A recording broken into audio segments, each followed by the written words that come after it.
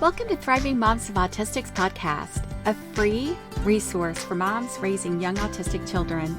I am your host, Dr. Christina Wilson. I created Thriving Moms of Autistics after years of experience working with families and having my own autistic child. I coach moms of young autistics one-on-one to tap into their strengths, create a supportive community, set firm boundaries, and raise their autistic child with confidence. Subscribe to the podcast and check out the earlier episodes so you don't miss a thing. Now, let's get to it. Hi, moms. Parenting is one of the most difficult jobs you'll ever have. All moms have similar challenges along the way. But raising an autistic involves another level of meaning that others tend not to understand. And when this happens, moms don't feel supported and they don't feel understood. And we all want to feel understood, right? So in this episode, I explore the common pressures moms experience that impact their own well-being. And then I offer tips to help set those boundaries with others. So find the full transcript for this episode at thrivingmomsofautistics.com/75 and share the podcast with other moms to help them grow in their autism journey. And you can further the reach by leaving a review on Apple Podcast. And also hit subscribe on the Thriving Moms of Autistics YouTube channel. I appreciate you. So how did we get to this place where moms of autistics feel so unsupported? How did we get here? Well, early on, moms are trying to navigate the needs of their child. And when things start to shift and they realize that the needs are different, they're just trying to navigate that the best way that they can. So this might be a first child, or you may have other children that are neurotypical. And if so, the journey is quite different. So although I had been a family therapist for many, many, many years before I had my son, I had very little experience with babies and toddlers. It was all, age 6 or 7 and up. And I was an only child. So I didn't have siblings. And I didn't get married till I was 40, and I had my son at 41. So I had a lot to learn about babies and toddlers. And my parents had passed away, so I was really figuring it all out on my own. Now, surprisingly, it came very natural to me. And fortunately, I did miss some of the common milestones that my son should have been meeting, which, that's not a surprise. Some moms in my neurotypical mom group, they thought, well, it's not that big of a deal. Oh, don't worry about that. I think really, truly, they meant well, and they were just trying to help me feel better. They didn't, it was uncomfortable for them too, I guess, on some level. So when it came time to see an ENT, my peers could not believe that they were even concerned about autism and requesting an evaluation. They were just shocked. So I have noticed that this is very, very common, and that others do feel very uncomfortable with the idea of autism. And I think maybe that's human behavior as well. We're uncomfortable with things that we don't understand or don't really know a lot about. So then they tend to lean into their denial, and that is not helpful for anybody. So it doesn't have to be that way. And I talk about this often. Autism is not a dirty word. It's not in our house. There's nothing to be ashamed of. So moms and their children should feel empowered on their journey. Yet that doesn't seem to be happening as often as it should. And these misconceptions and refusal to understand are why so many feel less than. Now that is the tragedy. So common struggles that moms of autistics experience. Um, I just explored how some moms feel unheard and unsupported. Well, moms also struggle with feeling judged, and that leads to isolation. And that's not good for any mom or any person. So parents often stay away from places that are not autism friendly, which is most places. I mean, let's be real. Not all places, but many, many places. And the world has yet to catch up with understanding autism. So this might be playgroups, church, family members' homes, and many more places.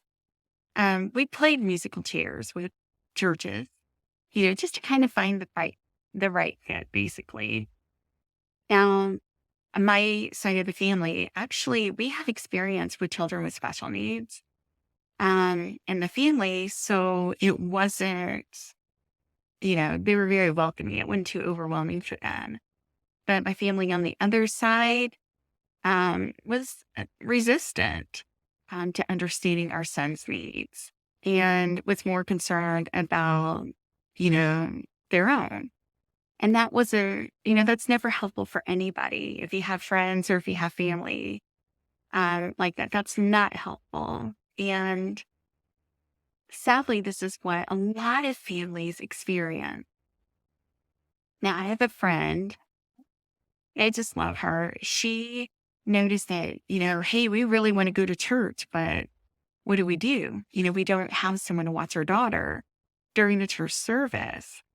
And so she decided, and she looked around at different churches in the area, and they didn't have what she needed. So she started the ministry at her church where she was at, and a special needs ministry. And she did that. It took time, and it was hard work, but now they have a full-time ministry, and it's wonderful, and it's blossoming. Now, sometimes moms experience invalidation of their own experiences, which really, really hurts my heart because no one should feel that way. Even if you don't agree with it doesn't mean that you can invalidate someone else. This is all too common, especially in our current society. Unsolicited advice and inferring that a mom is doing something wrong when you don't fully understand yourself, that is not okay. Most people are trying to understand and they're really trying to help. Advice is common in our society, and we try to fix things. We're fixers, right? So attuning others by simply listening to them and validating their emotions, even when we don't understand or agree, goes a long way because those feelings belong to them. They're not yours, right? So constantly explaining yourself or fighting to advocate for your child, that's just exhausting. And it shouldn't be that way. So how do moms of autistics release themselves by taking on others' misconceptions and need to help? Here are 3 practical tips to do just that. And the first is to identify your own limit. So recognize your own discomfort. You'll feel it right there in the pit of your stomach when you're feeling uncomfortable. And when that situation is just stealing your energy, it's time to shift. It's time to do something different, right? That's a limit for you. The second is to communicate clearly with others and be consistent. I cannot say this enough because if you're assertive, when you express your needs and to the boundaries that you have set. That is powerful because if you do something one day and then you do something different the next, that's not being consistent. So setting those boundaries for you and your child and your family and maintaining those boundaries. They can either take it or leave it. It's up to them, right? Your child is your focus. They are the most important. The third is to offer alternatives. And this can mean a couple of things. So maybe suggest other ways that person can contribute if their idea is not autism friendly. So that still gives them a way to help, right? If they're willing to. And if they're not, then you just walk away from it, and staying consistent, right? Also, offer answers. If they seem to be confused or not understand about what you're doing and why, you could just simply say, you seem like you have some questions. I'm happy to help. And be firm and consistent, right? That's the key. So when you set boundaries with others, you are engaging in self-care. And I see that so often, don't I? You are also showing your child how to advocate for themselves. So they're going to be aware and use that. They're learning that, and that's very powerful. It's very big. Plus, you deserve it, right? So let's meet up again next week. Be healthy. A wonderful week. Thanks for listening to Thriving Moms of Autistics podcast. Be sure to leave a review and tell other moms of autistics about the podcast.